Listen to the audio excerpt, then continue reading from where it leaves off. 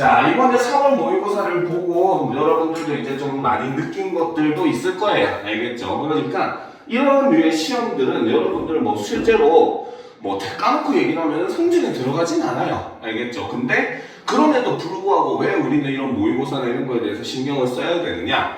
당연히 이제 여러분들이 그만큼 얼마나 실력이 현재 쌓이고 있는가 라는 것에 대해서 이제 중간에 체크를 하고 그 다음에 내가 어느 부분이 부족한가 항상 이런 걸 체크하는 용도로 시험이 여러분들에게 의미를 가진다면 그 시험은 정말 충분하게 여러분들에게 의미를 가지는 시험이다라고 볼 수 있는 거예요. 알겠습니까? 그래서 항상 내가 무엇이 부족한가를 체크하는 자세가 중요합니다. 잘 봤다고 자만할 필요도 없고 못 봤다고 뭡니까?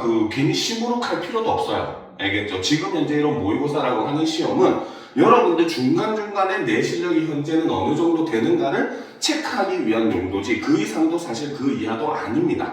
알겠습니까? 그리고 실제로 여러분들이 내신 시험 같은 경우도 고등학교가 중학교랑 완전히 다르다 하는 이유가 내신도 이런 모의고사 형태를 띠는 경우가 고1부터 굉장히 많이 나와요. 알겠죠? 그러니까 특히나 세모고 같은 경우는 외부 지문 비율이 굉장히 높습니다. 그러니까 아예 뭐 프린터 내는 데 쌤이 수업 안 한 그런 지문들이 보기나 이런 데 굉장히 많이 나오거든요. 알겠죠? 그러니까 어쨌든 여러분들이 어느 정도 처음 보는 작품도 모의고사식으로 어느 정도 이제 해석을 할 수 있는 능력이 그래서 세모고 같은 경우는 특히나 더 중요하다라고 여러분들이 보시면 돼요. 알겠죠? 자, 오늘 공기가 너무 안 좋지만 자, 그래서 이제 우리가 그러면 오늘은 자, 문항의 제일 마지막 부분이죠. 그쵸? 바로 자, 교수를 갈래. 그쵸? 바로 선의를 믿는 것의 어려움이라고 하는 글을 같이 한번 살펴보도록 하겠습니다. 알겠죠? 이걸 좀 밀어놓지. 방해가 되는데 일단 되겠다. 자, 그러면 교수를 갈래 한번 보도록 합시다. 자, 교수를 갈래는 작가의 삶에서 경험한 내용을 바탕으로 얻은 깨달음이나 통찰을 글로 표현한 문학 양식이 바로 교술갈래라는 거죠. 자, 여기 설명을 보면 딱 알겠지만 사실 그렇게 얘기하면 교술갈래라고 하는 것은 이꼴 바로 뭐다? 수필의 일종이다 라고 보시면 됩니다. 알겠습니까? 자, 그런데 이제 우리가 교술갈래에서 조금 조심할 점은 중세문학 중에 보면 가사문학 우리가 배운 적 있죠? 사미인곡, 송미인곡 이런 거 방학 때 배웠었잖아요. 그렇죠? 그런 사미인곡, 송미인곡 같은 이런 가사문학도 기본적으로 교술갈래에 포함을 시킵니다. 알겠습니까? 그래서 이런 점은 조금 우리가 눈을 넓힐 필요가 있습니다. 알겠죠? 그래서 이 부분은 바로 교술갈래의 개념을 이렇게 설명을 하고 있죠.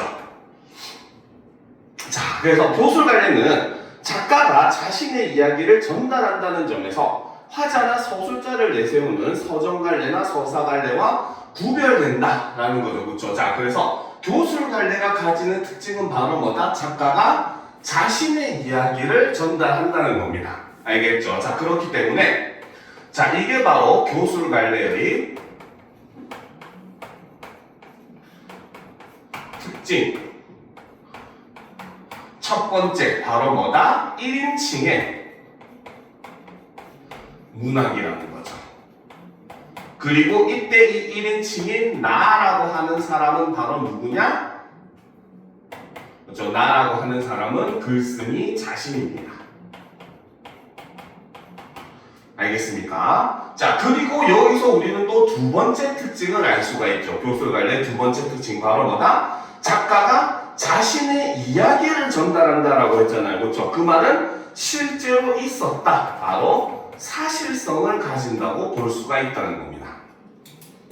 알겠습니까?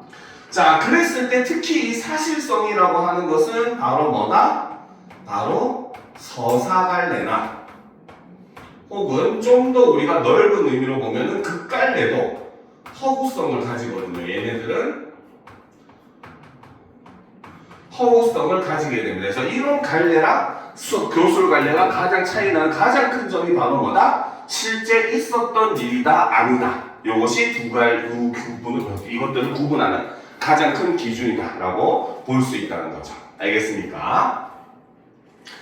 자, 그럼 이제 계속 보도록 합시다. 자, 그래서 교술관례를 대표하는 수필은 정해진 형식이 없고 작가의 개인적인 체험이나 생각 또는 정서를 자유롭게 표현한다 라고 되어 있죠. 자, 이 부분은 쌤님이 이제 조금 정리를 해주도록 할게요. 알겠죠? 자, 이 부분은 우리가 따로 정리를 하도록 합시다. 알겠죠? 그래서 이런 부분에서 이제 개인의 그런 작가의 개성과 가치관이 잘 드러난다. 이렇게 얘기하고 있습니다. 자, 그러면 일단 우리가 이걸 들어가기 전에 방금 얘기했듯이 수필에 대해서 한번 살펴보도록 합시다. 그렇죠? 자, 수필이라고 하는 것은 일단 기본 개념부터 보게 되면은, 그렇죠? 작가가 자신이 직접 경험한 일이나, 그렇죠? 혹은 간접 경험한 일을 바탕으로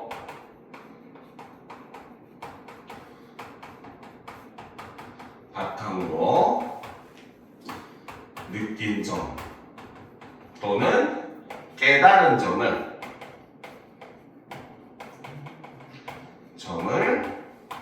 표현하는 문학 양식이 바로 수필입니다. 알겠습니까? 자, 그렇기 때문에 이 수필이 가지는 특징들이 몇 가지 있어요. 그렇죠? 자, 첫 번째는 바로 뭐다? 아까 얘기했듯이 1인칭의 문학 이라는 거죠. 그러니까 수필에 등장하는 나는 바로 뭐다? 글쓴이 자신이다. 그리고 항상 서술자는 나라는 인물이 등장한다 라는 겁니다. 알겠죠? 자, 그 다음 이제 두 번째 특징은 바로 사실성.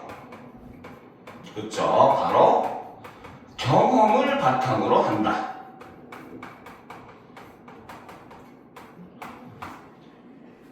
라는 겁니다. 알겠습니까? 좀 올려서. 자, 그 다음 이제 세 번째 특징이 바로 뭐다? 자, 세 번째 특징이 바로 신변. 자, 세 번째 특징이 신변, 잡기적입니다. 자, 이게 무슨 말이냐면은, 자, 몸신자에 우리 주변 할 때 변자가 들어가요. 알겠죠? 그 다음에 잡다하다 할 때 잡자에 일기자를 씁니다. 알겠죠? 그래서 우리 주변에 일어나는 잡다한 모든 일이 글의 소재가 된다라는 겁니다. 알겠습니까? 그래서 주변에 모든 것이 글의 소재가 될 수 있다라는 거죠. 그러니까 여러분들이 학원 마치고 집에 가다가 개똥을 밟았어. 그런데 여기서 깨달은 걸 얻었어. 그러면 그것도 전부 다 뭐가 된다? 수필의 소재가 될 수 있다는 겁니다. 알겠습니까? 그래서 모든 게 다 글의 소재가 되는 거. 알겠죠? 자, 그 다음 네 번째가 바로 무형식의 형식이라고 합니다.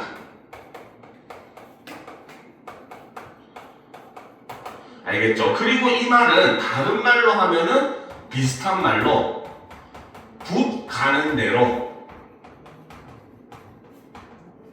쓴 글이라고 하기도 해요. 수필이라는 말 자체가 바로 숫자가 따를 숫자에 필자가 부필자를 사용을 합니다. 알겠습니까? 그러니까 바로 붓이 가는 대로 쓴다. 즉 바로 정해진 형식이 없다라는 거죠. 알겠죠? 그런데 여기서 여러분들 좀 조심할 게 하나 있긴 합니다. 알겠습니까?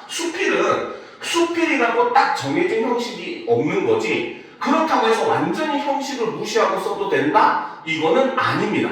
알겠습니까? 즉 바로 뭐냐면 수필에는 굉장히 다양한 형식이 있어요. 알겠죠? 예를 들어서 편지도 하나의 수필이고, 기행문도 수필이고, 독서 감상문도 수필이고, 알겠습니까? 그 외에도 뭐 일기도 수필이고, 다 이런 것들이 전부 다 수필에 해당을 해요. 알겠습니까? 자, 그런데 그랬을 때 이제 우리가 편지를 쓰고 싶으면은 편지의 형식으로, 그치? 일기를 쓰고 싶으면 일기의 형식으로, 알겠습니까? 기행문을 쓰고 싶으면 기행문의 형식으로 쓴다는 거지, 얘가 완전히 형식을 무시해도 된다는 것은 아닙니다. 무슨 말인지 알겠죠? 그래서 무형식의 형식이라고 하는 겁니다. 만약에 아예 다 무시해도 된다면 그냥 무형식이라고 했겠죠. 그렇죠? 자, 그렇기 때문에 수필은 정해진 형식 없이, 그렇죠? 그렇지? 작가가 원하는 형식대로 쓴다는 게 바로 수필의 특징이죠. 그 외에는 뭡니까? 개성적이라든지, 그쵸? 이런 것들이 특징이고, 뭐 그 외에도 뭐 유머와 위트의 문학, 이래서 조금 뭐 재미를 추구하는 그런 내용도 많다, 뭐 이런 것들도 있긴 한데, 그런 것들은 크게 깊이 있게 볼 필요는 없긴 합니다. 알겠습니까? 자, 그런데 사실 우리가 이 수필이라고 얘기를 했을 때 여러분들이 진짜 주의해서 봐야 되는 게 한 가지가 있기는 해요. 알겠죠? 그게 바로 뭐냐? 바로 수필도 우리는 사실 종류가 있습니다. 알겠습니까? 자, 세 번째, 수필의 종류를 나누어 보게 되면은 일단 크게는 두 개로 나눌 수 있어요. 이거는 표를 그려서 봐야 되니까 다 보고 필기를 하셔도 됩니다. 알겠죠? 자, 수필은 크게 경수필, 가벼울 경자를 써서 경수필입니다. 알겠습니까? 그 다음에 두 번째가 바로 중수필, 무거울 중자를 써서 중수필입니다. 그렇죠? 선생님처럼 몸무게가 많이 나가서 중수필은 아니에요. 알겠습니까? 즉, 얘네를 나누는 기준은 바로 뭐냐? 주제의 무게라고 생각을 하시면 돼요. 알겠죠? 자, 그렇기 때문에 경수필과 중수필을 나누게 되면 일단 주제적인 면, 주제라고 하지 말고 소재라고 합시다. 글의 소재면에서 일단 큰 차이를 보여요. 알겠죠? 그래서 경수필이라고 하는 것은 바로 뭐다? 신변 잡기적, 우리 주변에 일어나는 잡다한 일들이 소재가 돼요. 그래서 심지어 나중에 여러분들 고등학교 가면은 배우는 수필 중에는 자기가 그냥 우연히 그 연접을 하나 사게 돼요. 알겠죠? 근데 아내가 집에 와가지고 왜 이렇게 쓸데없는 물건 샀냐고 바가지를 막 긁습니다. 알겠죠? 그래가지고 그 연접을 산 값을 하겠다고 나는 이 글을 쓴다 이러면서 쓴 수필도 있습니다. 알겠죠? 그걸 투고해가지고 투고료로 연접값을 이제 벌겠다 이런 게 이걸 밝히고 쓰는 그 수필도 있어요. 알겠습니까? 그렇듯이 굉장히 우리 주변의 모든 게 글의 소재가 됩니다. 알겠죠? 그런데 반면에 중수필은 주제가 무겁다고 했어요. 아까 주제의 기준이라고 했잖아요. 그치? 그러니까 신변 잡기적인 건 지금 쉽게 말하면 가벼운 주제들, 우리 주변에 일어나는 일들이잖아요. 그렇지? 그럼 무거운 주제는 바로 뭐다? 주로 사회 문제들이 중수필의 소재가 됩니다. 알겠습니까? 자, 그 다음 두 번째, 그쵸? 자, 형식을 보게 되면은 경수필 같은 경우는 우리가 일반적으로 얘기하는 무형식의 형식을 따라요.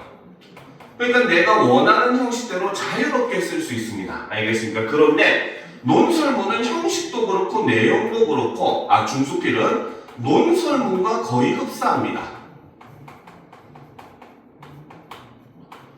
알겠죠? 그렇기 때문에 학생들이 중학교 때도 마찬가지고 고등학교 때도 마찬가지지만 중수필과 논설문을 혼동하는 애들이 되게 많아요. 알겠죠? 그러니까 요거 같은 경우는 사실 여러분들이 이런 글들을 배우게 되면은 얘는 중수필이구나 하고 좀 외워두는 게 좋기는 해요. 알겠죠? 근데 결정적으로 한 가지만 얘기를 해주면은 논설문과 이제 중수필의 차이점 중에 하나가 가장 결정적인 게 바로 뭐냐? 개인의 경험이 들어가 있느냐 안 있느냐 요게 차이입니다. 알겠죠? 논설문은 주로 이제 일반적인 그 논리적인 근거를 들어요. 알겠죠? 뭐 설문조사 결과라든지 실험 내용이라든지 그다음 전문가의 말이라든지 이런 것들을 인용해서 자신의 주장의 근거로 사용을 합니다. 알겠죠? 그런데 중수필은 논설문처럼 주장은 하는데 그 근거가 뭐야? 조금 개인의 경험들이 조금씩 들어가 있어요. 내가 이렇게 경험했을 때 이러이러한 모습, 이런 경험을 한 적이 있는데 이러이러한 걸 통해서 나는 이런 걸 주장을 한다. 이런 내용이 가능하다는 겁니다. 알겠습니까? 그래서 중수필과 논설문의 가장 큰 차이는 근거를 개인의 경험에서 찾는지 그 객관적인 자료에서 찾는지 이런 차이점이 있다 정도는 알아두시면 좋습니다. 알겠죠? 자, 그 다음 그렇죠? 글쓰기, 작가는 경수필은 비전문적, 누구나 쓸 수가 있어요. 알겠습니까? 그렇죠? 여러분들도 초등학교 때 이렇게 썼잖아요. 그렇죠? 안 썼나? 요즘은 안 쓰나? 요즘은 잘 안 쓰긴 하던데. 그러니까 여러분들이 일기 같은 거 쓰는 거 그것도 다 수필입니다. 병수필이에요. 알겠습니까? 그런데 중수필은 굉장히 전문적인 글입니다. 그래서 글쓴이도 전문가들이 씁니다. 알겠습니까? 자, 그러면 이제 우리는 어떤 걸 중수필, 경수필이라고 하느냐? 자, 경수필은 아까 얘기했듯이 일기나 편지, 독후감 등등 이런 기행문 이런 것들이 다 경수필에 해당해요. 알겠죠? 그런데 중수필에 해당하는 거는 신문에 실리는 사설이나 칼럼, 그 다음에 평론 이런 것들이 중수필에 해당합니다. 알겠습니까? 그래서 요거는 하나 적어 놓도록 합시다. 알겠죠?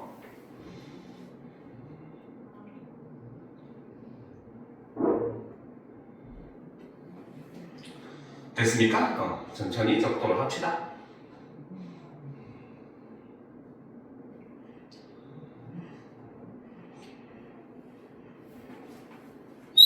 오, 소리. 귀신인가?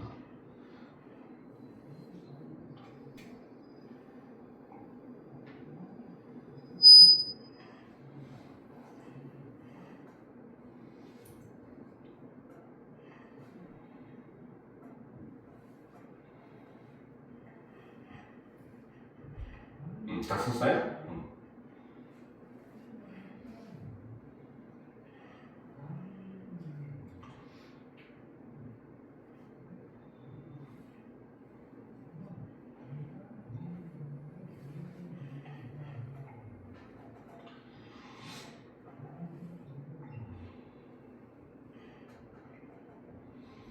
이렇게 멍한 표정이야.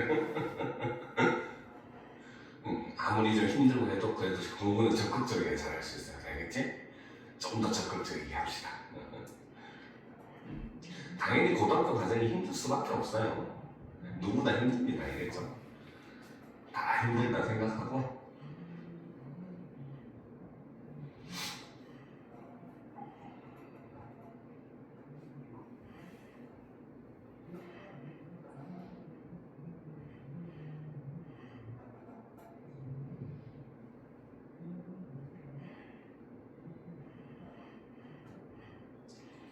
자, 다 적었어? 최영이도? 운동 마무리합시다. 네. 그럼 여러분들 아직 그거 부교재는 안 들어간 거죠, 학교에서? 알겠습니다. 부교재 들어가면 어디 들어간지 세운데 꼭 얘기해 주세요.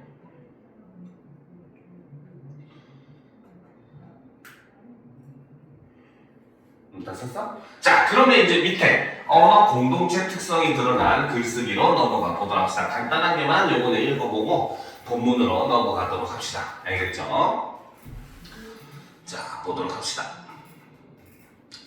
자, 언어 공동체의 특성이 드러난 글쓰기 보도록 합시다. 자, 같은 언어를 사용하는 집단을 언어 공동체라고 한다라는 거죠. 자, 그러면 여기서 우리는 언어 공동체라고 하는 게 뭔지 개념이 등장을 하죠. 그래서 언어 공동체라고 하는 것은 같은 언어를 사용하는 집단이다. 이렇게 볼 수 있다는 거죠. 자, 언어 공동체는 지역, 세대, 성, 문화에 따라 다양하게 구성이 되며 각 언어 공동체에 속한 사람들은 언어를 사용하며 삶을 공유한다. 그렇죠? 이 부분에서는 바로 뭐다? 언어 공동체가 가지는 특징을 설명을 하고 있습니다. 그래서 이거는 언어 공동체의 특징이다. 이렇게 볼 수가 있겠죠. 자, 우리는 언어 공동체의 구성원으로서 바람직한 언어 문화를 가꾸어 나가야 한다. 수필은 일상적 경험에 가치를 부여하고 작가만의 개성을 표현하는 글이다. 자, 그렇기 때문에 수필을 쓰는 경험을 통해 언어 공동체의 확장과 발전에 기여할 수 있다. 이것이 바로 무엇이다? 바로 수필 창작의 가치가 된다는 거죠. 자, 그러면 이제 우리가 이런 기본적인 내용들을 바탕으로 자, 수필 선의를 믿는 것의 어려움, 진도를 같이 나가보도록 합시다. 알겠죠? 자, 준비됐습니까? 자, 보도록 합시다. 자, 몸이 축나서 한의원을 다녔다. 지인에게 소개받은 그 한의원은 여관에서는 약을 지어주지 않는 곳이었다. 그 뒤로 누가 안부를 물으면 한의원을 다니고 있다고, 여관에서는 약을 짓지 않는 곳이라고 대답했는데 그 말에 대한 사람들 반응이 흥미로웠다. 그러면 상당수가 침이나 뜸을 전문으로 하는 곳이겠구나 하며 넘겨 짚었기 때문이다 라는 거죠. 그렇죠? 즉 바로 뭐다? 지금 이 한의원, 그렇죠? 글쓴이가 다니고 있는 요 한의원의 특징이 바로 뭐다? 여관에서는 약을 지어주지 않는 곳이라는 게 이 한의원의 특징이라고 볼 수가 있다는 거죠. 자, 여러분들은 한의원 가본 적 있어요? 그지? 그리고 실제로 이제 우리가 고등학교 생활하려면 한약도 좀 많이 드셔야 될 겁니다. 알겠습니까? 몸 관리 중요해요. 건강 관리도 실력의 일부라고 항상 생각을 하셔야 됩니다. 알겠죠? 자, 그런데 우리가 이렇게 그 한의원을 우리가 실제로 여러분들도 가보면은 뭐만 하면 약지으라 그래.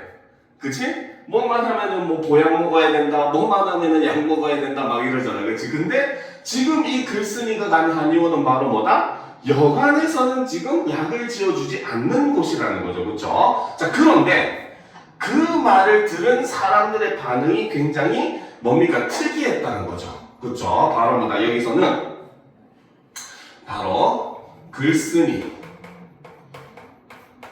자신의 말을 그쵸? 있는 그대로 받아들이는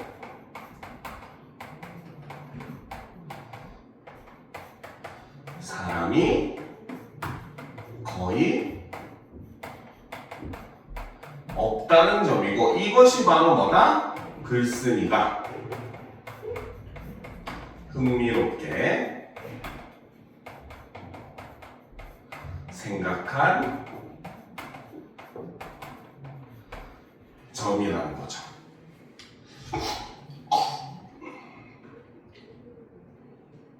자, 근데 사람들이 바로 뭐다? 약을 잘 지어주지 않는다라고 하니까 사람들은 뭐라 생각한다? 상당수가 침이나 뜸을 전문으로 하는 곳이겠구나 라고 생각을 한다는 거죠. 그렇죠? 그래서 여기서는 한의원에서 약을 지어주지 않는다는 말에 대한, 그렇죠? 사람들의 반응이라고 볼 수 있죠. 그렇죠? 참, 이래서 참 한의원들이 욕먹는 건데, 그지? 쌤도 예전에 작년인가 그런 일이 있었어요. 이거 강의를 하는데 중간에 너무 아픈 거야. 근데 주말이니까 병원이 연대가 없고, 근데 학원 8월 때 한의원이 있어가지고 한의원에 갔거든요. 근데 병원인데도 예약 안 하면 안 받아준대. 아예 진찰 자체를 거부를 하더라고요. 그죠? 원래 병원이 그러면 안 되는데, 그지? 그지? 자, 그러면 계속 보다서 여러분들도 혹시 나중에 한의사가 되면 그런 짓은 하지 마시고. 자, 여기까지 다 적었죠? 자, 그럼 계속 봅시다. 자, 내 말은 그곳에서는 필요 없다고 판단되는 사람에게 불어 한약을 쓰지 않는다는 뜻이었는데, 그런 상황을 상상하는 사람은 없었다라는 거죠. 그렇죠? 그럼 여기서 말하는 그런 상황이라고 하는 것은 바로 어떤 상황? 바로 위에서 얘기했던 필요 없다고 판단되는 사람에게 불어 한약을 쓰지 않는다. 이런 상황을 상상하는 사람은 없더라는 거죠. 자, 왜 그러느냐고 물어보는 몇몇이 있긴 했다. 그나마 판단을 미루고 무언가를 더 확인해 보려는 사람들이었다. 그래서 이걸 그대로 바로 고지고대로 믿는 사람은 없었다는 거죠. 그래서 일단은 판단을 미루는 사람도 있기는 하지만 대부분은 바로 뭐다? 침이나 뜸을 전문으로 하니까 거기서 돈을 벌 거다. 이렇게 생각을 했다는 거죠. 그렇죠? 자, 처방을 원해서 온 사람이라도 경우에 따라서는 그냥 돌려보내기도 하는 거. 그쵸? 자, 이것이 바로 무엇이다? 그렇지, 바로. 자, 이것이 환자를 위한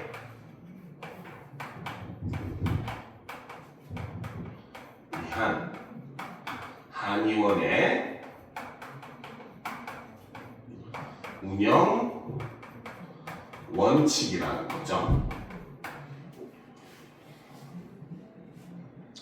자, 그런 원칙은 한의원 운영에 현실적인 도움은 되지 않을 것이다. 하지만 찾아온 사람으로서는 불필요한 지출을 않을 수 있으니 그것을 어떤 선이라고도 할 수 있지 않을까라는 거죠. 그렇죠? 즉 바로 뭐다? 지금 이 글쓴이는 바로 뭐다? 그 찾아온 사람들한테는 불필요한 지출을 막아준다는 거야. 그렇기 때문에 글쓴이는 그것을 어떤 선이라고도 할 수 있지 않을까라고 생각을 한다는 거죠. 그렇죠? 자, 그래서 지금 여기서 글쓴이라고 하는 사람은 어떤 사람이다? 그렇죠? 바로 한의원의 방침을 선의로 생각을 하는 그런 사람이고, 그렇기 때문에 이 글의 글쓴이도 역시 마찬가지 굉장히 좀 선량함을 어느 정도 가지고 있는 그런 인물이라고 우리가 볼 수 있다는 거죠. 알겠습니까? 됐죠?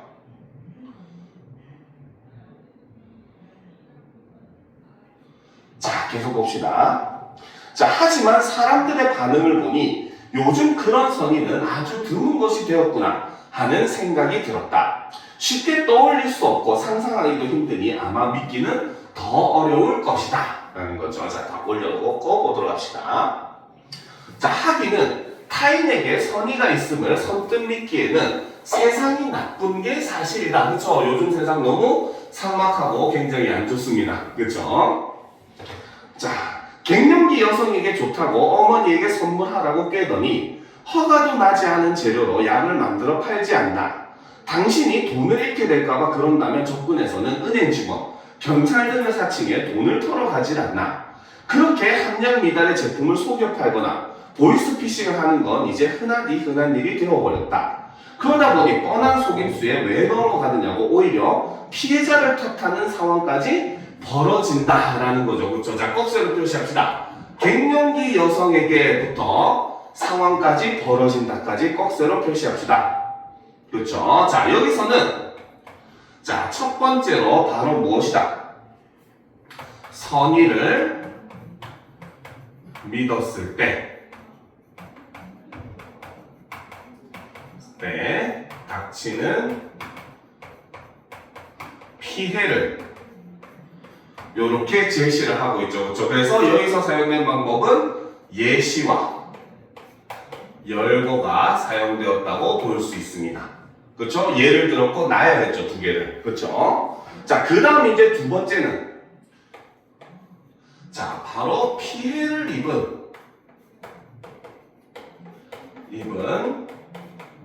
사람들에 대한, 그렇죠? 대한 반응이 여기서 드러나고 있습니다. 알겠죠? 즉 바로 뭐다? 오히려 피해자를 탓하더라는 거죠. 왜? 너무나 만연하니까 그것이. 알겠습니까? 실제로 우리 사회들이 그렇게 그 변화를 하는 곳이 굉장히 많습니다.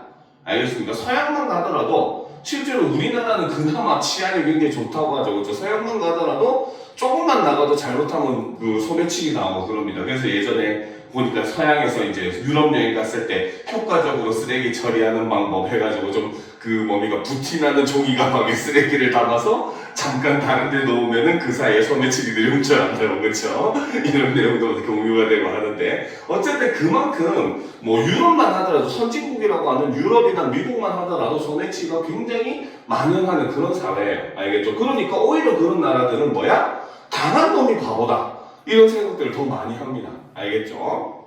자, 그럼 계속 보도록 합시다. 이런 세상에는 그쵸? 사회 구성원들이 암묵적으로 공유하고 있는 어떤 윤리나 합의보다는 음모론적 시각이 현실 판단의 기준이 된다라는 거죠. 즉 바로 뭐다? 사람들이 현실을 판단할 때 있어서 기준은 오히려 뭐가 된다? 음모론적인 시각이 기준이 된다라는 거죠. 그쵸? 자, 그래서 이것은 바로 뭐다? 바로 선의를 믿지 못하는 사회의 위험성에 대해서 이렇게 제시를 하고 있다는 거죠.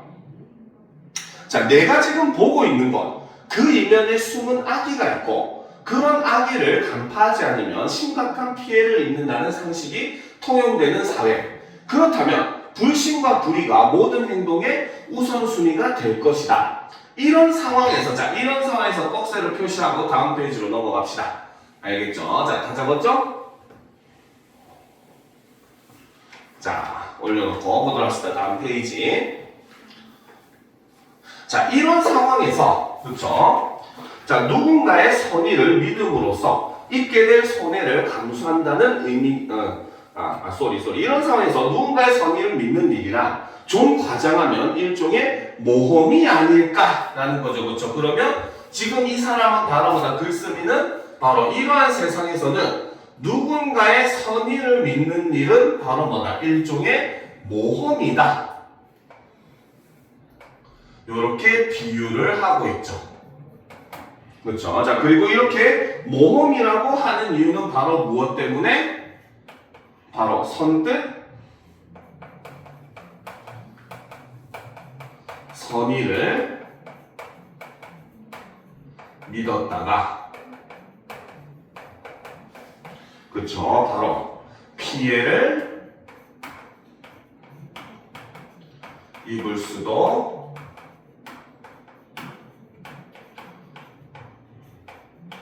있어서라는 겁니다. 즉 어떻게 보면은 도박처럼 복불복이 돼버린다는 거야. 알겠습니까? 그러니까 글쓴이는 바로 뭐다? 이런 사회에서 누군가의 선의를 믿는 거라는 건 바로 뭐다? 일종의 모험이다. 이렇게 비유를 한 거죠. 자, 계속 봅시다.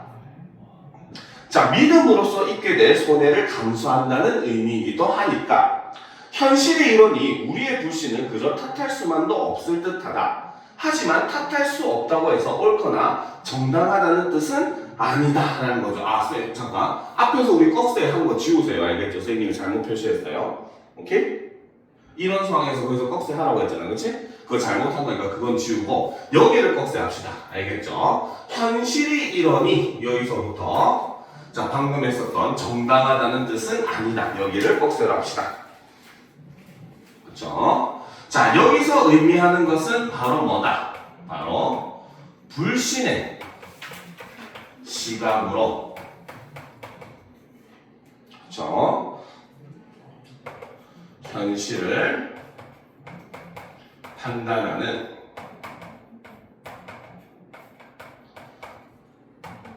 태도는 바람직하지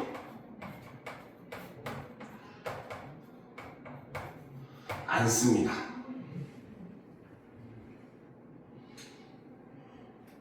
알겠죠? 자, 그러면 계속해서 보도록 합시다. 자, 얼마 전 6살 조카가 유치원 통학버스에서 아주 기분 좋은 얼굴로 내렸다. 선생님과 같은 자리에 앉아서 그런가 싶어 물어보니 맑은 얼굴로 그렇다고 대답했다. 선생님이랑 뭘 하면서 왔는데? 얘기하면서 왔지. 무슨 얘기했는데? 조카는 신이 나서 선생님이랑 나눈 이야기를 전해주었다. 점심시간에 누구랑 싸우지 말고, 수업시간에는 서있지 말며, 무슨 시간에는 돌아다니지 말고, 통학버스를 기다릴 때는 장난치지 말라는 지적과 당부였다. 그렇죠? 자, 꺽쇠로 표시합시다. 이게 바로 뭐다? 바로 조카와 선생님의 대화 내용이라는 거죠. 그렇죠?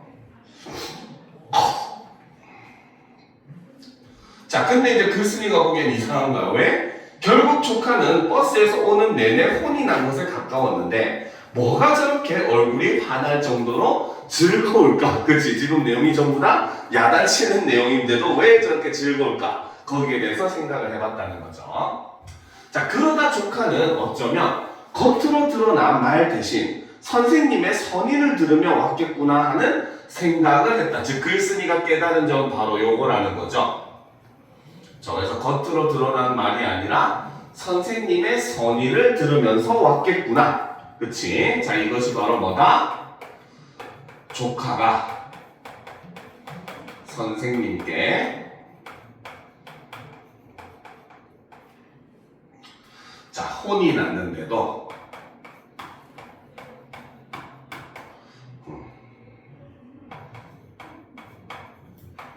기분이 좋은 이유라는 거죠. 그렇죠? 자, 조카가 그렇게 들을 수 있었던 데는 진심이 잘 전달되도록 표현한 선생님의 능력이 있었겠지만 아무리 그렇게 표현해도 듣지 않고 믿지 않으면 방법이 없지 않은가. 이렇게 타인의 선의를 듣고 신뢰할 수 있는 힘, 우리에게도 분명 있었을 그 힘을 우리는 언제부터 잃어버리고 만 걸까라는 거죠. 그렇죠? 자, 밑줄 치도록 합시다. 그래서 이렇게 타인의 선의를 듣고 신뢰할 수 있는 힘, 우리에게도 분명 있었을 텐데 그 힘을 우리는 언제부터 잃어버리고 만 걸까? 즉 현재 우리는 그런 힘이 있더라 없더라? 어른들은 없더라는 거죠. 그렇죠? 즉 바로 뭐다? 선의를 믿기 어려운, 그렇죠? 사회가 된 것에 대한 안타까움이 여기서 드러난다는 거죠. 알겠죠? 자, 나는 나 좋았겠지? 하는 조카를 보고 있다가 그 손을 쥐어보았다. 그러니까 믿을 수 없게 조그맣고 보드랍고 연약했지만 그 아이가 쥐고 있는 세상, 자 이게 중요하죠. 바로 그 아이가 쥐고 있는 세상이라고 하는 것은 바로 어떤 세상? 바로 선의를 믿는 세상이라는 거죠. 그래서 이 세상은 어쩐지 내 것보다 크고 단단하게 느껴졌다라는 거. 그러면 내 것은 바로 어떤 세상? 앞에서 얘기했던 선의를 믿기 어려운 사회를 이야기를 하고, 여기서는 바로 아이가 쥐고 있는 세상과 내 것이 서로 대조의 의미를 가지고 있다는 거죠. 그렇죠? 자, 그리고 이제 이것은 바로 뭐다? 내 것보다 더 크고 단단하게 느껴졌다 라고 얘기를 했죠. 이것이 바로 뭐다? 선의를 믿는 힘의 가치가 된다라고 볼 수 있다는 거죠. 알겠습니까? 자, 그래서 이렇게 선의를 믿기 힘든 이런 세상의 모습에 대한 일종의 글쓴이의 단성이 담겨있는 수필이 바로 이 선의를 믿는 것에 대한 어려움이라는 수필입니다. 알겠죠? 자, 그런데 이제 수업 시작할 때도 얘기했지만 사실 이 단에서 중요한 거는 이것보다는 학습활동에 있는 이욕설이라고 하는 수필이 굉장히 중요합니다. 알겠습니까? 자, 그러면 이욕설로 넘어가 보도록 합시다. 자, 이욕설, 여기서 설이라고 하는 게 있죠. 그렇죠? 이거는 바로 뭐다? 고전 수필의 일종입니다. 설이라고 하는 거는. 알겠죠? 자, 그런데 이 설이라고 하는 거는 좀 독특한 특징이 하나가 있습니다. 그거는 바로 뭐냐? 설은 선생님이 요 밑에 쓰고 여러분 옆에다 써도 돼요. 자, 얘는 예화 더하기 주장의 2단 구성을 취하고 있는 게 이 설의 특징입니다. 알겠습니까? 자, 그래서 예로 든 이야기를 바탕으로 그를 통해서 깨달은 점을 전달하는 이러한 게 바로 고전수필인 설이라고 하는 장르의 가장 큰 특징이다라고 보시면 됩니다. 알겠습니까? 자, 그리고 이 글을 배우기 전에 우리가 또 하나 알아둬야 될 게 있어요. 그거는 바로 뭐냐? 유추. 다른 말로는 유비추리라고 합니다. 유비추리를 줄여서 유추라고 이야기를 하는 거예요. 알겠습니까? 자, 유추라고 하는 것은 바로 뭐냐면, 그쵸? 자, 이미, 자, 일어난 일과, 그쵸? 다른 일과의 공통점을 통해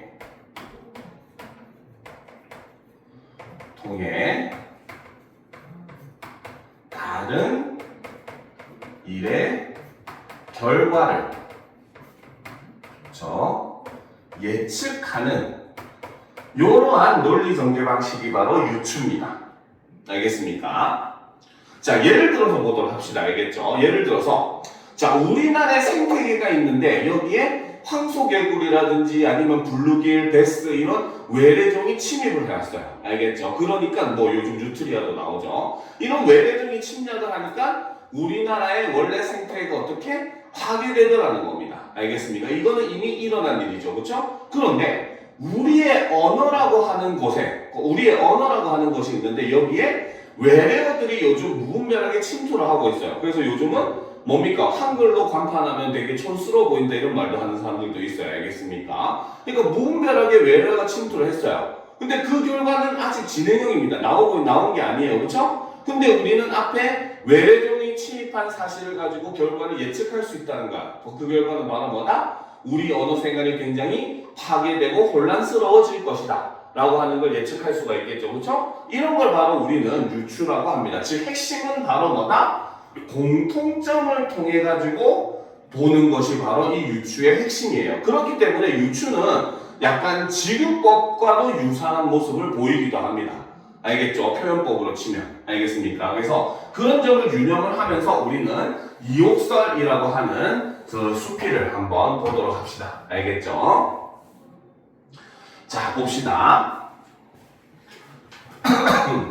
자, 집에 오래 지탱할 수 없이 퇴락한 행랑채 3칸이 있어서 나는 부득이 그것을 모두 수리하게 되었다 라는 거죠. 그렇죠? 즉 바로 여기서 글쓴이의 경험이 제시가 되고 있습니다. 그렇죠? 바로 무엇이다?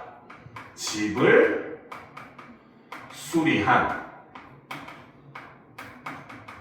경험을 여기서 이렇게 제시를 하고 있더라는 거죠.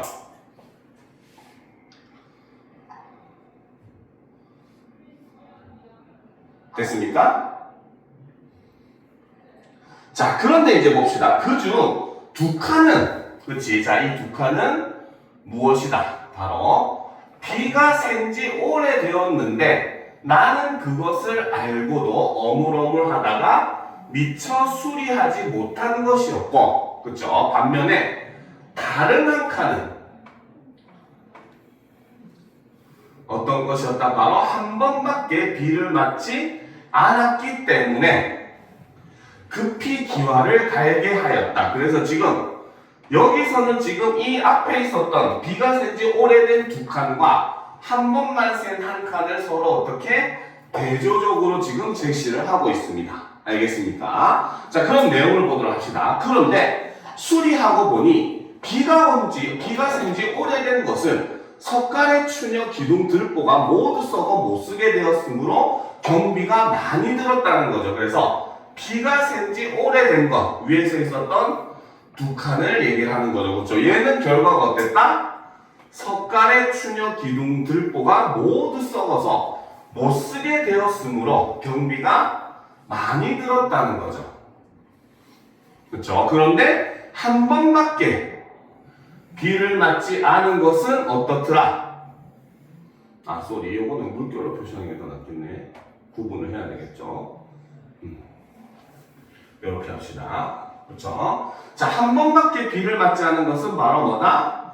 제목들이 모두 완전하여 다시 쓸 수 있었기 때문에 경비가 적게 들었다. 자, 그래서 여기서도 역시 마찬가지 여기를 기준으로 서로의 내용을 대조적으로 제시를 하고 있습니다.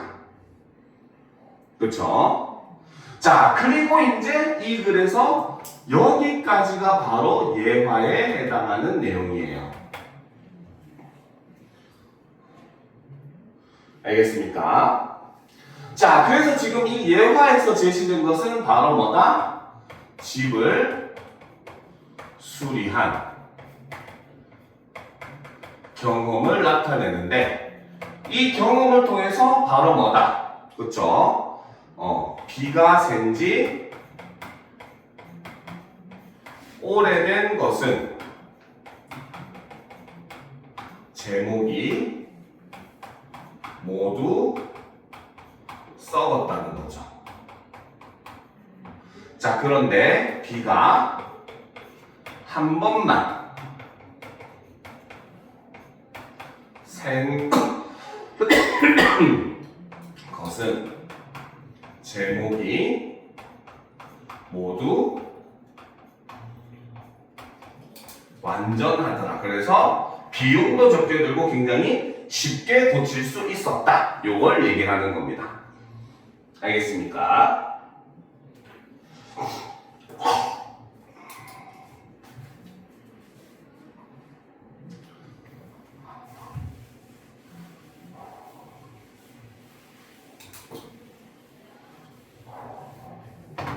자, 됐습니까? 그렇죠?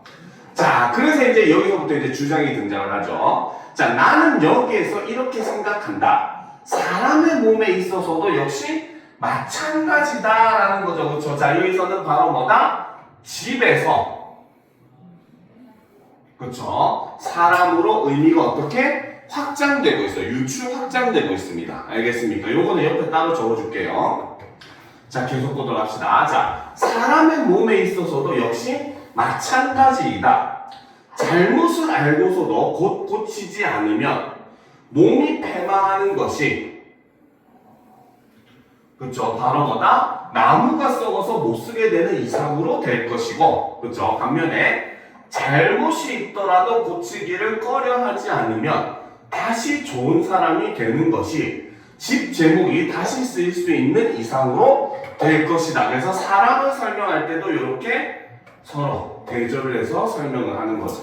그렇죠? 자, 그런데 한 번 더 확장합니다. 어떻게? 집뿐만 아니라 나라의 정사도, 그렇죠? 자, 이와 마찬가지이다. 모든 일에 있어서 백성에게 심한 해가 될 것을 머뭇거리고 개혁하지 않다가, 그렇죠? 백성이 못 살게 되고 나라가 위태하게 된 뒤에 갑자기 변경하려 하면 곧 붙잡아 일으키기가 어렵다. 삼가지 않을 수 있겠는가? 라는 거죠. 그렇죠? 그래서 이 글에서 가장 큰 핵심은 바로 그겁니다. 알겠죠? 바로 이욕설의 내용 전개 방식을 보게 되면, 그렇죠? 자, 첫 번째, 집을 수리한 경험, 그렇죠? 수리한 경험을 제시를 하죠. 그렇죠? 여기서는 예화에 해당하는 이야기였죠. 자, 그런데 이 집과 관련된 경험이 어떻게? 두 번째는 사람의 경우로, 그리고 세 번째는 다시 또 해가지고 어떻게? 나라의 정사, 정사, 바로 정치죠, 그렇죠? 이 경우로 점점 확장되고 있죠. 이 부분이 바로 글쓴이의 주장에 해당하는 것인데, 그렇죠? 이 내용을 가만히 살펴보면 내용이 어떻게 유추의 방법으로 전개가 되고 있고, 내려올수록 내용이 심화 확장이 되고 있는 이러한 전개 방식을 보여주고 있다라는 겁니다. 알겠습니까? 이해가 되죠? 그렇죠? 자, 그래서 이 욕설은 사실 이 유추의 방법을 사용했다. 이런 점이 굉장히 중요한 요소다라고 우리가 볼 수 있는 겁니다. 알겠죠? 자, 그래서 여기까지가 바로 무엇이다? 글쓴이의 주장이 된다는 거죠. 그럼 글쓴이의 주장을 간략하게 요약하면 바로 뭐다? 잘못을 알면 반드시 바로 어떻게 해야 된다? 고쳐야 한다. 이게 글쓴이의 주장이 되겠죠. 그렇죠? 이거는 사람도 마찬가지로 나라의 정치도 마찬가지다라고 얘기하고 있습니다. 그래서 바로 집을 수리한 경험을 통해서 깨달은 점은 그 의미를 점차 심화 확장해서 사람의 경우와 나라의 정치에까지 이렇게 확장해서 보여주는 유추의 방법을 쓴 대표적인 수필이 바로 이 이옥설이라고 하는 수필인 겁니다. 알겠죠? 자, 그러면 이제 우리가 문법으로 들어가 보도록 합시다. 그렇죠? 자, 여러분들이 이제 정리하기 쉬우라고 옆에 빈 공간을 놔둬뒀어요. 그렇죠? 옆에 이제 거기다 필기도 많이 하고 하셔야 할 게 많을 겁니다. 알겠습니까? 벌써부터 두려운 얘기가 벌써 이렇게 나오고 있죠. 그렇죠? 자, 그럼 일단 우리가 처음에 의문의 개념부터 살펴보고 의문에 대해서 살펴본 다음에 쉬는 시간을 가지고 의문 변동으로 들어갈 겁니다. 알겠습니까? 자, 그러면 의문부터 한번 살펴봅시다. 의문이라고 하는 건 뭐냐? 그쵸? 자, 바로 뭐다? 낱말의 뜻을 구별해 주는 이게 바로 의문의 역할이죠. 그죠? 자, 그런데 얘는 뭐의 단위나? 소리의 가장 작은 단위이다. 최소 단위이다. 라는 겁니다. 알겠습니까? 그 말은 의문은 소리의 단위지 뜻의 단위는 아니라는 거죠. 그쵸? 그 말을 거꾸로 얘기하면 바로 뭐다? 의문은 스스로 뜻을 가지지 않는다는 겁니다.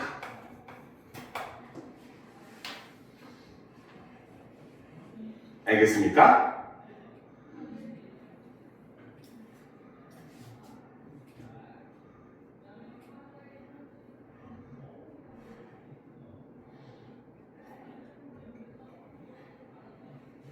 자, 여기까지 이해가 됐습니까? 그쵸? 자, 그런데, 자, 의문을 우리가 또 다르게 정리를 할 수가 있기는 해요. 알겠죠? 자, 의문을 다르게 정리를 하면 뭐라고 하냐면, 자, 의문은 여기 보면 나와 있지만, 사람이 뇌를 통해 동일하게 인식하는 추상적이고 관념적인 소리이다. 라고 얘기합니다. 알겠습니까? 근데 이렇게 얘기하면 학생들이 잘 이해를 못해요. 선생님, 기억이 기억이고, 니은이 니은인데 어떻게 이게 추상적이고 관념적인 소리예요? 할 수 있다는 거죠. 알겠습니까? 자, 그러면 일단 그것과 의문과 유사한 개념부터 같이 살펴보면은 우리가 그 차이를 좀 알 수 있을 거예요. 알겠죠? 자, 일단 먼저 첫 번째, 음향이라고 하는 건 뭐냐? 바로 사람의 말소리를 제외한 자연의 모든 소리를 우리는 음향이라고 해요. 알겠죠? 여기에는 뭐 새소리, 물소리, 바람소리 다 포함이지만 거기에 더해서 여기서 자연의 모든 소리 하니까 맨날 뭡니까? 자연 속에서 숲에서 들리는 그 소리만 생각하는데 인간이 내는 소리가 아닌 모든 소리를 다 음향이라고 생각하시면 돼요. 자동차 소리, 뭐 에어컨 돌아가는 소리 이런 것들이 전부 다 음향이다. 이렇게 보시면 됩니다.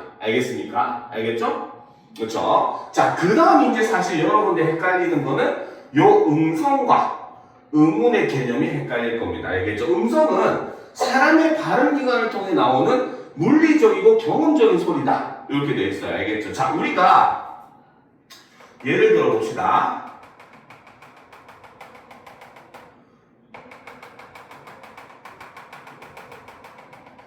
자, 우리는 요거를 기억이라고 알고 있어요.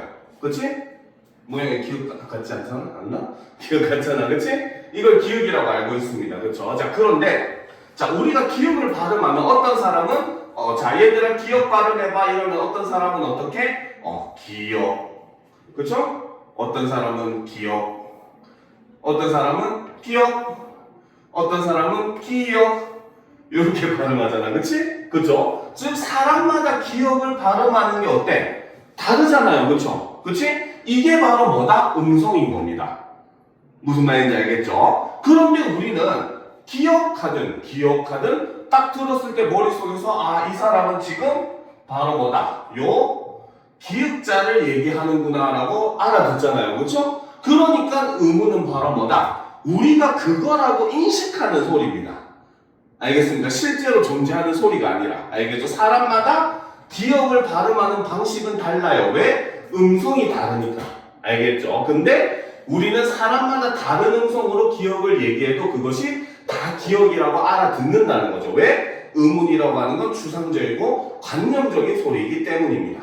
무슨 말인지 알겠죠? 자, 그래서 요거는 이제 그 학교에서 설명하는 방식 따라서 특히나 문제에서 선지로 은근히 잘 나오는 내용들이거든요. 알겠죠? 그러니까 꼭 알아둘 필요가 있습니다.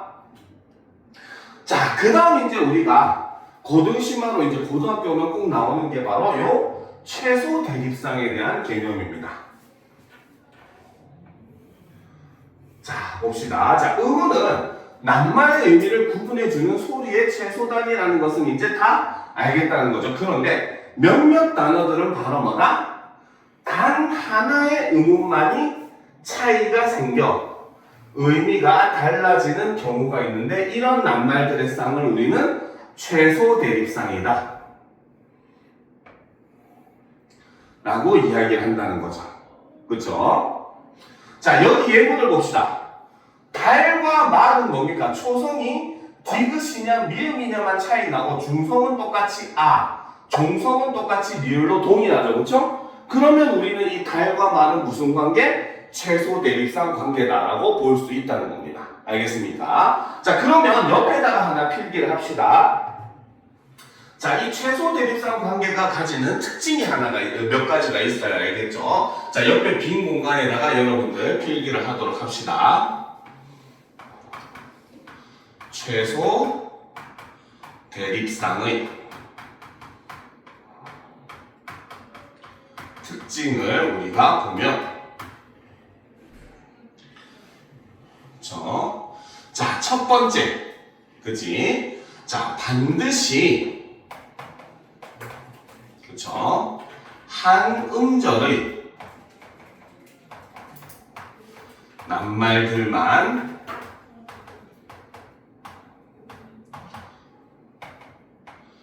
최소 대립상을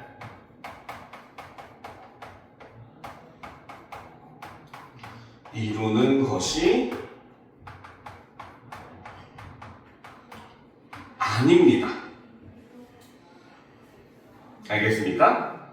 알겠죠? 보통 최소 대립상 예를 들면 선생님들이 이제 편하니까 한 글자짜리 단어를 가지고 예를 드는 경우가 많아요. 알겠죠? 그런데 실제로 둘 이상의 음절을 가지고 있는 낱말들도 최소 대립상을 가지는 경우가 굉장히 많습니다. 알겠습니까? 자, 예를 보게 되면은 그쵸? 자, 우리는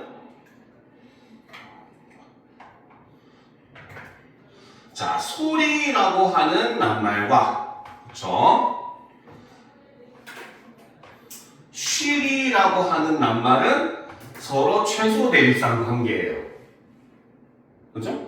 뭐 표정이 되게 쉬리가 뭐냐면 물고기 이름입니다. 1급수에서만 사는 물고기 이름이에요. 알겠죠? 옛날에 쉬리라는 제목의 영화가 있었어요. 그 북한 첩보원을 다룬 영화, 남북 첩보원에 대한 얘기를 다룬 영화가 있었는데 이런 얘기하면 굉장히 꼰대처럼 보이지만 거의 한 90년대? 그때 엄청난 인기를 끌었던 90년대였나 2000년 초반이었나 아마 그때쯤 아마 90년대 맞을 거야. 엄청난 인기를 끌었던 영화이긴 합니다. 어쨌든 자, 이렇게 보면 지금 바로 뭐다? 그 첫 음절의 초성이 시어 똑같죠? 둘째 음절이 리로 하는 거 똑같습니다. 근데 첫 음절의 중성만 오냐 위냐에 따라서 이렇게 달라진다는 거죠. 무슨 말인지 알겠습니까? 자, 그리고 두 번째 그쵸? 자, 고일 과정에서는 이것까지 묻지 않는 경우도 많기는 해요. 근데 이것도 여러분들이 꼭 중요하게 봐야 되는 겁니다. 알겠죠? 바로 뭐냐? 최소 대립상 관계는 발음이 기준이 됩니다.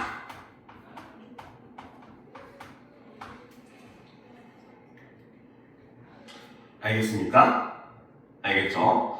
잘 모르겠어요. 뭐 당연히 이제 설명할 거니까. 알겠습니까? 자, 예를 들어서 보도록 합시다. 그쵸? 자, 우리가 가을만 되면 여러분들이 많이 잡아대는 잠자리라는 곤충이 있죠. 그쵸? 얘는 곤충입니다. 그쵸? 근데 얘를 발음하면 우리는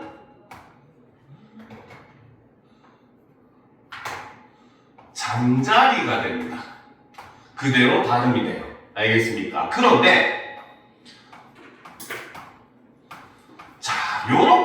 쓰고 발을 썼지만 우리가 이부를 깐 이부 자리를 이렇게 쓰기도 해요. 알겠죠? 근데 얘는 발음이 뭐가 되냐면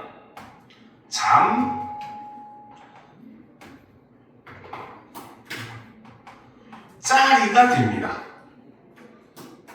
알겠습니까? 앞에 거는 잠자리라고 한 개의 음운으로 형태소로 이루어진 낱말이기 때문에 잠자리라고 발음을 하는데 두 번째는 바로 뭐야? 잠과 자리가 합쳐진 거거든요. 이건 나중에 그 음운 변동하면서 선생님이 다 수업을 해줄 겁니다. 알겠죠? 그래서 합성이 되면서 여기가 된소리가 돼버려요. 알겠습니까? 그렇기 때문에 요 두 개는 그렇기 때문에 최소 대립상 관계다라고 이야기를 합니다. 이게 올해 그 수능 특강에 나와 있는 내용이에요. 무슨 말인지 알겠습니까? 자, 그 다음 이제 세 번째. 그쵸? 자, 최소 대립상 관계에서 또 중요한 게 바로 뭐냐? 그쵸? 자, 최소 대립상 관계는 반드시, 그쵸? 1대1 관계로 성립하는 것은 아닙니다.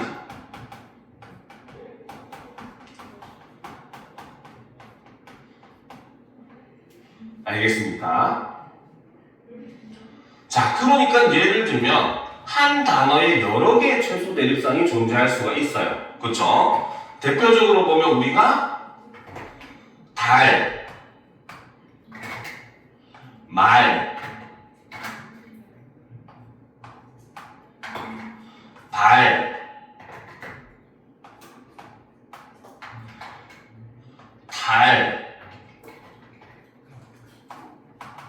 등등등, 그쵸? 딸도 있고, 그치? 굉장히 많잖아, 그쵸? 그러니까 최소 대립상 관계는 1대 다수인 경우도 존재를 한다는 겁니다. 알겠습니까? 됐습니까? 자, 여기서 여러분들 수업 내용 하나만 질문할게요. 알겠죠? 학교에서 음운 개념은 다 배웠죠? 그치? 그럼 여기서 선생님이 이중모음 뭐라고 설명했어요? 이중모음은 음운이 한 개라고 설명했어요? 두 개라고 설명했어요? 설명 안 했어요? 그럼 그거 여러분들 꼭 물어보세요. 알겠습니까? 실제로 최근 경영이 이번에 여러분들 더군다나 내용 보니까 올해 수능 특강을 쓴 것 같거든요. 알겠죠? 최근 경영이 이중모음은 두 개의 음운으로 판단합니다. 알겠습니까? 그래서 이거는 여러분들이 꼭 알아둬야 돼요. 그러면 최소 대립상 관계도 그것 때문에 달라질 수가 있어요. 무슨 말인지 알겠죠?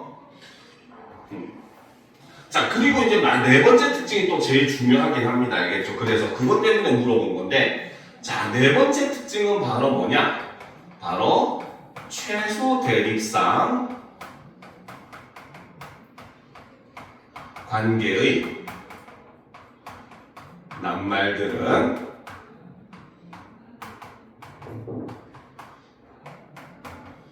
음운수가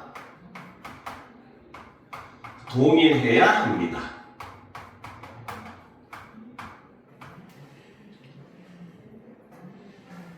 알겠습니까? 자, 그러면 예를 들어서 보도록 합시다. 자, 앞에서 우리가 최소 대립상 관계에 있었던 낱말 중에 달이라고 하는 낱말이 있어요. 그쵸? 자, 그런데 이것과 최소 대립상이라고 오해하기 쉬운 말이 바로 R이라고 하는 낱말이 있습니다. 알겠습니까? 그런데 결론적으로 얘기하면 이 두 낱말은 최소 대립상 관계가 아닙니다. 알겠죠? 오케이? 그렇죠? 왜? 초성의 이응은 소리가 있습니까? 없습니까? 없죠. 음가가 없습니다. 그렇죠? 그래서 얘네를 음운으로 나누게 되면 어떻게? 달은 바로 디귿,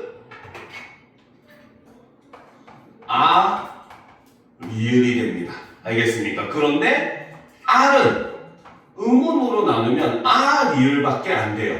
초성의 이응은 소리가 없으니까. 그렇죠? 그러면 음운수가 얘는 3개고 얘는 2개니까 최소 대립상 관계가 성립할 수 없다는 거예요.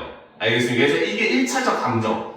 초성의 이응인 낱말을 이용해가지고 최소 대립상 관계가 안 되는 걸 되는 것처럼 보여주는 게 1차 함정입니다. 알겠죠? 자, 그런데 아까도 얘기했듯이 최근 단어들 중에는 최근에 이제 문법 경영을 보게 되면은 이중모음은 2개의 음운으로 판단하는 경우가 많아요. 알겠습니까? 실제로 그 강남권에서는 현재 그렇게 가리키고 있고 올해 수능 특강도 거의 그런 방향으로 지금 현재 내용이 전개가 되고 있어요. 문제를 풀이해보면은 실제로 그걸 반영한 문제들이 굉장히 다수 출제가 되고 있습니다. 알겠습니까? 자, 그런데 이제 그 뭡니까? 이거를 안 가르쳐주는 학교들 같은 경우는 그래서 조금 이 부분이 애매해지기는 합니다. 무슨 말인지 알겠죠? 예를 들어서 보도록 합시다. 우리가 자,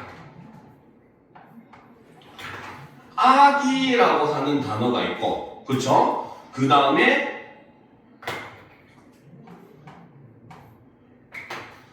얘기라고 하는 단어가 있다고 봤을 때, 그쵸? 겉으로 보면 이게 최소 대립상 관계라고 볼 수가 있겠네요. 근데 최근의 경향을 집어넣으면 얘는 어떻게 되느냐? 바로 기읍, 이 이렇게 됩니다. 알겠습니까? 그런데 얘는 어떻게 되느냐? 바로 반모음 이, 그 다음에 에, 그 다음에 기읍 이 이렇게 판단합니다. 최근 경향이. 무슨 말인지 알겠죠? 자, 그러면 최근 경향에 따르면은 이 두 단어도 서로 최소 대입상이 될 수가 없다는 거죠. 무슨 말인지 알겠습니까? 이거는 여러분들 만약에 선생님이 이거에 대해서 얘기 안 하셨다고 했잖아요. 그렇죠? 그러면 한번 학교 가서 물어보세요. 선생님은 어떻게 보시는가? 알겠습니까? 옛날 과정으로 보면 이게 최소 대입상이 맞아요. 근데 최신 경향을 집어넣으면 얘가 최소 대입상이 안 됩니다. 무슨 말인지 알겠죠? 그러니까 요거 같은 경우는 여러분들이 한번 선생님한테 여쭤보세요. 수업 시간이든 아니면 쉬는 시간이든. 알겠습니까? 오케이? 알겠죠? 그죠? 그래서 요게 최근의 경향이라서 여러분들 요거까지도 알아두면 굉장히 도움이 됩니다. 알겠죠? 자, 그 다음으로 넘어갑시다. 개념 변이음에 대해서 한번 살펴보도록 합시다.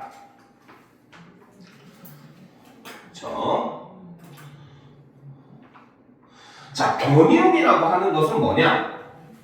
자, 우리는 언어마다 음운 체계는 다 다릅니다. 알겠죠? 그런데 자, 여러분들은 흑인하고 백인하고 우리 같은 동양인하고 그렇죠? 그렇죠? 황인들하고 그렇죠? 동남아시아 사람하고 뭐 구강구조나 뭐 비강구조나 그 다음에 이런 게 다 달라요?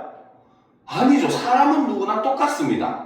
알겠습니까? 입의 구조는 누구나 동일합니다. 알겠습니까? 그 말은 거꾸로 얘기하면 바로 뭐다? 어떤 언어에서 의문으로서 인정되는 것은 사람들이 사실은 뭐다? 그 차이를 인식할 수가 있다는 뜻이에요. 알겠습니까? 그런데 그렇다고 해서 우리가 어떤 언어 체계에 그 모든 의문 체계를 다 집어넣으면은 언어가 어때? 너무 복잡해지겠지. 그죠? 그죠? 가뜩이나 지금도 우리나라 말 복잡한데, 그지? 여기에 영어식 표현이나 이런 거 다 집어넣었다고 생각해봐요. 안 그렇습니까? 굉장히 복잡하겠죠. 그죠? 자, 그렇기 때문에 한 언어에서 존재하는 의문이라고 하더라도 바로 뭐다? 바로 어떤 의문의 차이는 의미 차이에 기여하지 못하고 그저 하나의 의문으로 취급되기도 하는 이것을 바로 뭐라고 한다? 우리는 변이음의 개념이라고 볼 수가 있어요. 알겠습니까? 정신 차립시다. 그렇죠? 자, 됐습니까? 그치?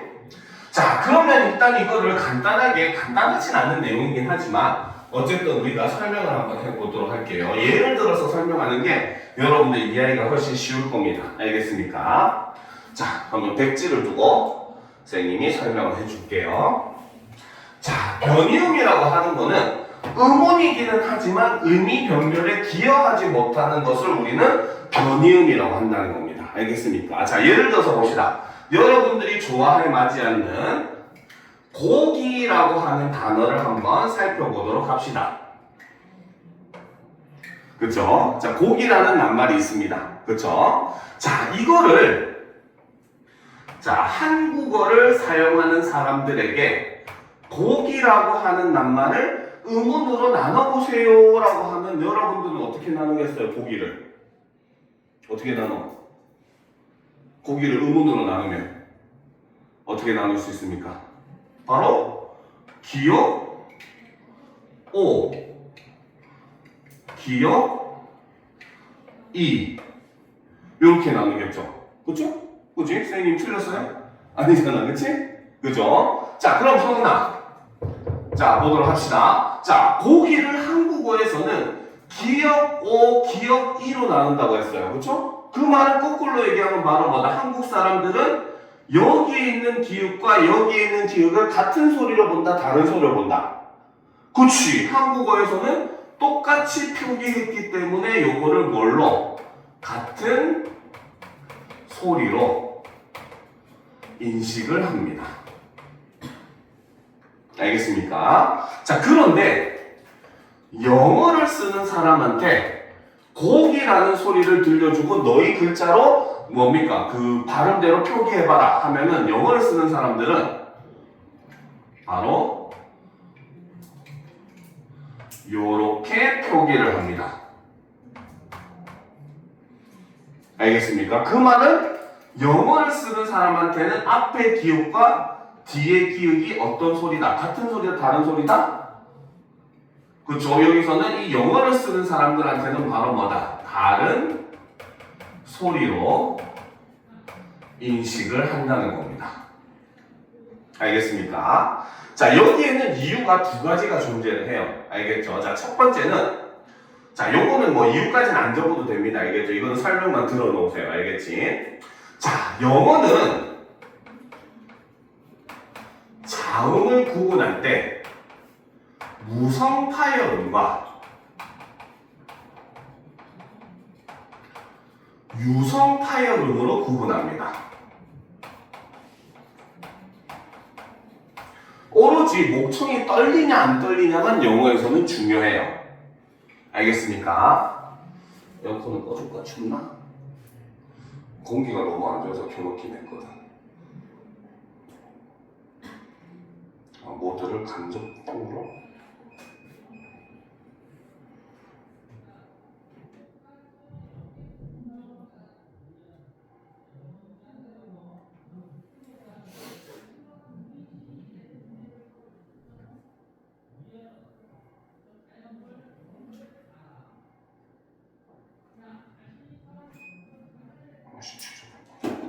자, 그럼 보도록 합시다. 자, 영어는 오직 떨리고 안 떨리고만 사실 제일 중요한 겁니다. 영어에서는. 알겠습니까? 아이고, 그렇죠. 자, 그렇기 때문에 영어는 요거를 굉장히 중요한 요소로 생각을 해요. 알겠죠? 그런데 자, 실제로 영어에서도 기역은 무성음이 맞습니다. 떨리지 않는 소리예요. 알겠죠? 그런데 무성음의 특징 중에 하나가 뭐냐? 무성음은 유성음과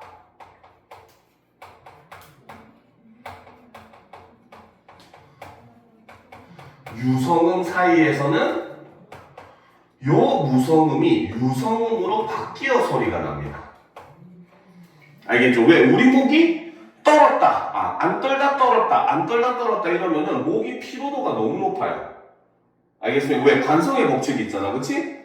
그죠? 물체는 뭐야? 운동하려는 걸 유지하려는 성질이 있잖아요. 그죠? 그럼 어때? 얘가 안 떨게 하려면 강제로 잡아주고, 또 떨었다가 강제로 떨게 했다가 강제로 잡아주고 해야 되니까 목에 스트레스가 굉장히 많이 가는 거야. 알겠죠? 그래서 우리 목은 보다 더 편하게 발음하기 위해서 어떻게? 안 떨다가 계속 그냥 떨어버리는 거야.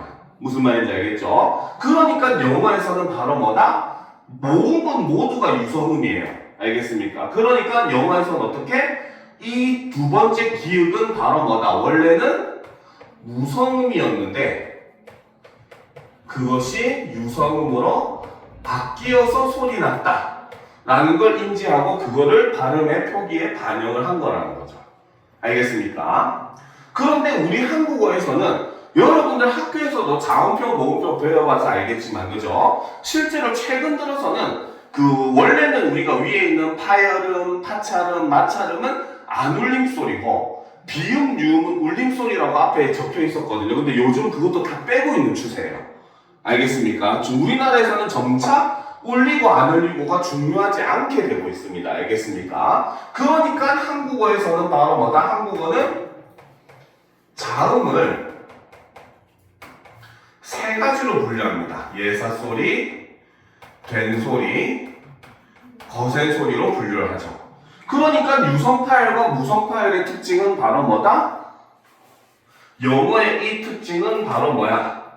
한국어에서는 의미 변별을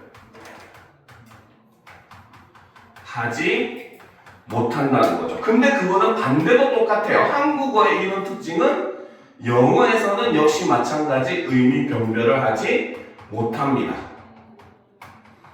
알겠습니까? 그럼 한국어의 입장에서는 영어에서 사용하는 유성 파열, 무성 파열은 뭐에 해당한다? 변이음에 해당한다는 거죠. 알겠습니까? 반대로 거꾸로 영어에서는 뭐다? 한국어의 예사소리, 된소리, 거센소리는 변이음에 속하는 겁니다. 알겠죠? 그러니까 외국 사람들 보면 우리가 외국 사람들 앞에서 달 하잖아, 그치? 우리는 구분하지만 외국 애들 구분 못해요, 진짜로. 알겠습니까? 그 이유가 바로 얘네들은 예사소리, 된소리, 거센소리로 나누는 체계를 사용하지 않기 때문이에요. 알겠죠? 이렇듯이 어떤 음운 체계가 달라가지고 다른 언어에서 의미 변별에 기여하지 못하는 음운을 우리는 변이음이라고 이야기를 한다는 겁니다. 알겠습니까? 시간이 꽤 됐네요. 자, 지금부터 그러면 10분 정도 쉬었다가 40분에 이어서 이제 내용을 들어가도록 합시다. 알겠습니까? 자, 화장실도 갔다 오고 잠시 쉬었다 하도록 합시다.